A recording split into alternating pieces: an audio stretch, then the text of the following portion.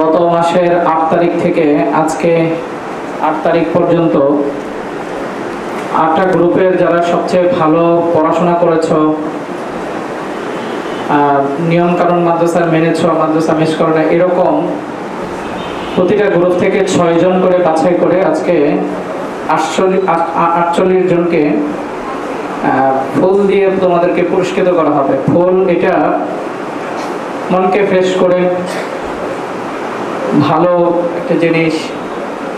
তোমরা যেহেতু কোরআনের জন্য মন ফ্রেশ করে পড়াশোনা করেছো, এই জন্য তোমাদেরকে ফুল দিয়ে পুরস্কৃত করা হবে। এটা ইনশাল্লাহ প্রত্যেক মাসেই করা হবে। এক এক মাসে এক এক ধরনের তোমাদের পুরস্কৃত করা হবে। কোনো মাসে ক্রেস্ট, কোনো মাসে ফুল, কোনো মাসে অন্য কোনো কিছু, কলম, মাদ্রাসার নাম লিখে লোগো সহকারে যেভাবে চাবিডিং বানিয়েছি এভাবে লোগো সহ কলম। কোনো সপ্তাহে তোমাদের খাবার দাবার আয়োজন করা, যারা ওস্তাদরা সিলেক্ট করে দেবেন এরকম 50 জনকে নিয়ে। এভাবেই ইনশাল্লাহ প্রতি বছর চলতে থাকবে তোমাদেরকে উৎসাহ প্রদান করার জন্য। তাই ধারাবাহিকতায় আজকে তোমাদেরকে ফুল দিয়ে পুরস্কৃত করা হবে।